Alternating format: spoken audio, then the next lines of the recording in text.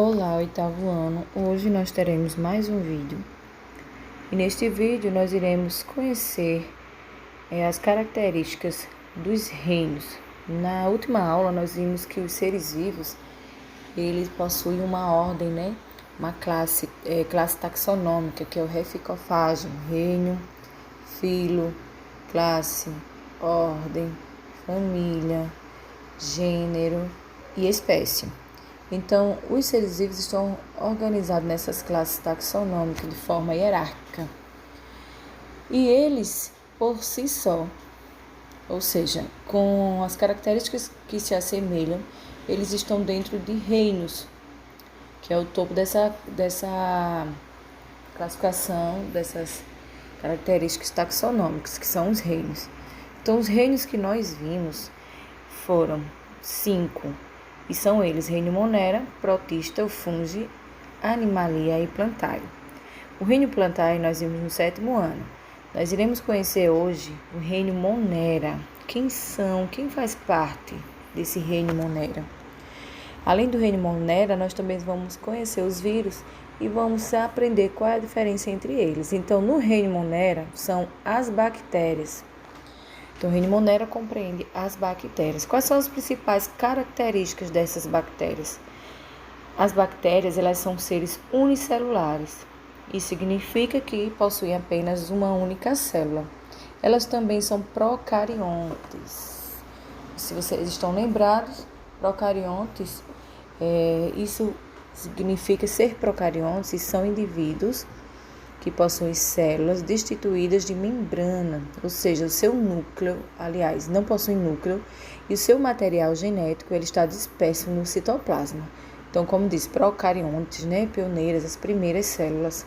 Então, elas são mais simples, não possuem membrana que constitui um núcleo, e seu material genético fica disperso.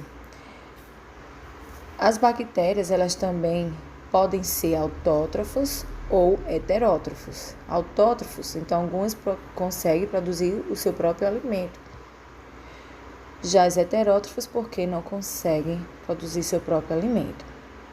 As espécies heterótrofas são importantes decompositoras. E as cianobactérias são autótrofas fotossintetizantes. Quando a gente fala em bactérias, vem logo em nossa mente que seja algo terrível, provocador de doenças, algo ruim. A gente encontra essas bactérias em toda parte. As bactérias, elas estão no chão, elas estão no ar, está nas nossas mãos, no nosso corpo, ela está no solo. Então, toda parte, se a gente pega um objeto, ali vai ter bactérias. Então, toda parte contém bactérias. Só que, diferente do que a gente pensa, nem todas as bactérias são ruins. Existem bactérias que são boas. Essas, por exemplo, as heterótrofas, que são muito importantes na decomposição da matéria orgânica.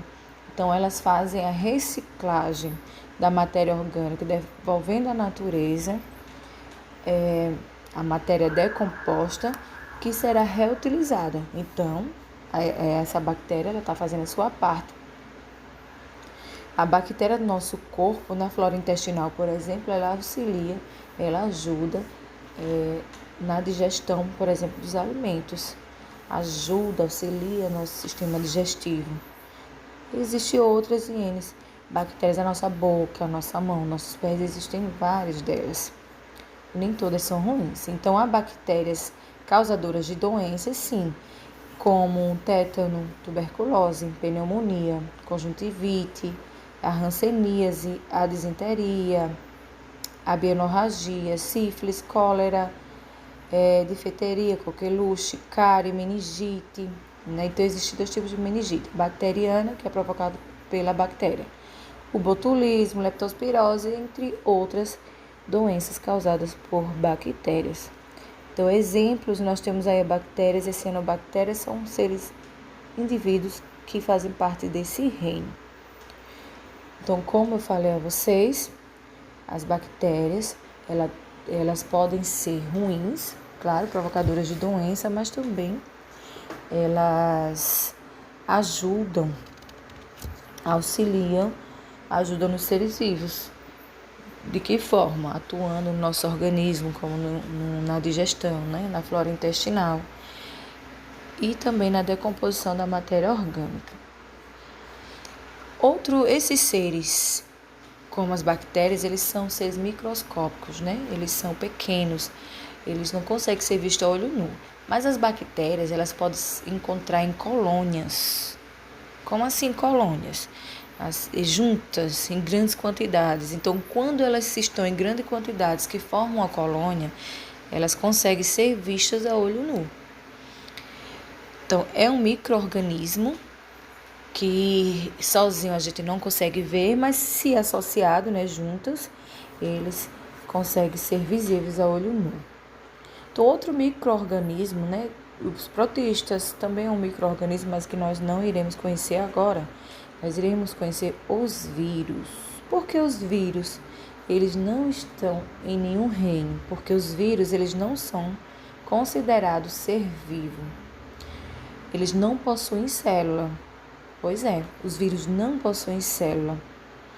E suas principais características: não tem célula, como eu falei a vocês, são parasitas, por esse motivo eles são parasitas intracelulares obrigatórios. O que isso quer dizer? Como eles não são seres vivos, eles não possuem célula, então eles não conseguem se reproduzir, eles não conseguem ter um metabolismo. Então, para que ele possa se reproduzir, para que eles possam se alimentar, ter alguma função vital, eles precisam o quê? Parasitar uma célula. Então, eles são invasores. Eles invadem uma célula, que nós chamamos de hospedeiro, vai invadir essa célula, por isso entra dentro da célula, por isso que intracelular e obrigatório. Por que obrigatório? Porque para que ele possa realizar essas funções, eles precisam estar dentro de uma célula, obrigatoriamente. Caso contrário, quando eles não têm um hospedeiro, eles ficam lá inativos. O vírus, eles não possuem célula, mas tem um material genético, que pode ser DNA ou RNA, um ou outro. Diferente dos seres vivos, que possuem os dois materiais genéticos. Eles podem causar várias doenças em todos os seres vivos. Nos seres humanos, causam gripe, cachumba, catapora, o ebola, raiva, rubéola, sarampo, hepatites, dengue, febre amarela, o rotavirose ou rotavírus, poliomielite e AIDS. Então, essas são algumas doenças provocadas por vírus. E diferente das bactérias, todos os vírus são causadores de doença. Só que existem vírus diferentes, né, de vários tipos de forma, que parasitam células diferentes, células de animais, células de planta e células de seres humanos. Então, existe vírus, por exemplo, que pode causar problemas a seres humanos e animais não. Já existem outros vírus que causam problemas a alguns animais e a seres humanos não. Então, o vírus, como eu falei a vocês, eles são todos causadores de doença. O seu tamanho ele é bem menor que a bactéria. Então, veja, a bactéria ela é microscópica, né? A gente sabe que é associada, né, formando colônia, a gente pode observá-la e vê-la a olho nu. Mas o vírus não, ele é muito menor, bem menor que uma bactéria. Então, ele é o invasor, vamos dizer assim, né? Aí nós temos aí um quadro com as principais diferenças entre vírus e bactérias. Então, quais são essas diferenças? Vamos ver. A estrutura, então, unicelular, possui uma única célula, com membrana plasmática, citoplasma sem núcleo ou organela membranosa. O material genético é o DNA, ele fica disperso pelo citoplasma e a maioria em uma espécie tem uma parede celular e pode apresentar flagelo ou cílios para locomoção. Já a estrutura dos vírus, eles são acelulares, ou seja, não possuem células, apresentam capsídeo, que é um envoltório de proteínas que envolve seu material genético, que pode ser o DNA ou o RNA, e não tem membrana nem organelas. Alguns possuem cauda. Como é que eles vivem? As bactérias, algumas são parasitas e causam doenças, e outras vivem vivem harmoniosamente com os seres vivos. Outras são decompositoras de matéria orgânica. E os vírus? Eles são parasitas intracelulares obrigatórios. Alguns causam doenças em seres vivos, tanto nos animais como nas plantas.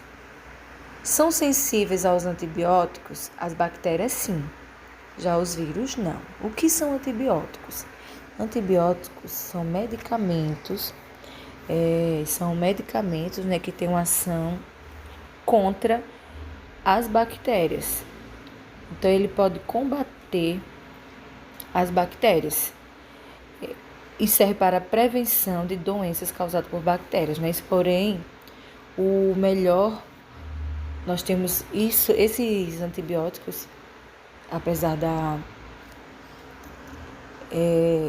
de poder combater as bactérias, a gente sabe que a vacina ela é uma ótima opção porque ela pode prevenir doenças. Existe a vacina para a maioria das doenças causadas por bactérias, como a tuberculose, por exemplo, que é uma doença que é causada por bactéria, e a vacina é que nós chamamos de BCG, é a que nós tomamos logo nos primeiros meses de vida. Então, além do tétano, a tuberculose, que são doenças causadas por bactérias, nós temos também a pneumonia, que pode ser causada por bactéria e por outros micro-organismos também. Então, eu falar mais um pouco sobre antibiótico, não esquecer que o antibiótico ele pode conferir resistência a bactérias. Então, se nós tomarmos esse medicamento de forma errada, uma dosagem correta, então vai poder conferir resistência à bactéria, então será muito mais difícil o combate da doença. Por isso, a importância da não automedicação. Medicamento só pode ser tomado com prescrição médica, principalmente antibióticos.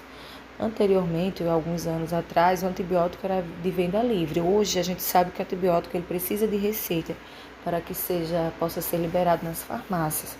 Justamente por isso, porque as pessoas estavam conferindo resistência. Então, certos antibióticos já não estavam mais fazendo efeitos a doenças provocadas por bactérias. E sem falar que antibióticos só pode ser usado para combater doenças provocadas por bactérias, nunca por outro micro-organismo.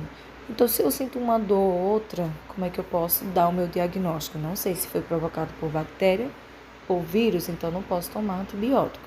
Ou qualquer outro medicamento que seja. O analgésico, a gente até pode, tomar, caso sinta uma dor de cabeça, tal, mas que isso não seja uma rotina, que não vire um vício, Sentir uma dorzinha na unha do pé, a gente vai na farmácia e compra remédio. Também não é assim. Os vírus, também existem vacinas para combater doenças provocadas por vírus. Então, só lembrando e ressaltando a vocês a importância da vacinação. É importante manter a vacinação em dia. Eu sei que muitos pais, eles têm medo, das reações adversas que a vacina pode causar, mas que isso é normal, que não provoca problemas sérios. E é importante a vacinação porque estará prevenindo de doenças. Então, por que o sarampo está de volta? O sarampo é uma doença provocada por um vírus, que há muito tempo foi considerado erradicado, ou seja, saiu do mapa, não existia, não se ouvia falar mais. E hoje, agora, está bem comum, porque as pessoas estão deixando de tomar vacina. Então, já que não está aparecendo mais as doenças, então vou deixar de tomar vacina. É o que muitos pensam, Então, a vacinação, além da prevenção contra a ação dos vírus, ele pode ser realizada com medidas simples, como lavar as mãos.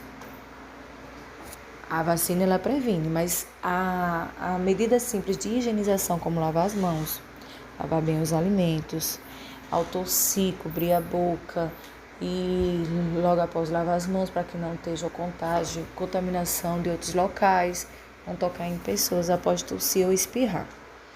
Então, essas medidas, elas podem ser utilizadas e medidas de higiene para evitar a proliferação de vírus. O vírus ele tem muita facilidade de se espalhar.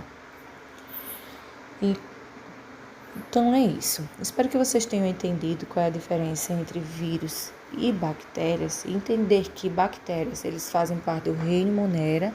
Vírus não participa de nenhum reino porque não são seres vivos. As bactérias, nem todas são ruins, né? São provocadoras de doença, mas existem algumas que são até úteis para os seres vivos. Então, vocês vão ficar com a atividade do módulo da página 44. Então, a página 44, vocês vão responder e entregar a mim. No grupo de vocês, eu vou postar uma atividadezinha extra, uma questão para vocês entregar valendo uma pontuação, ok? Até mais.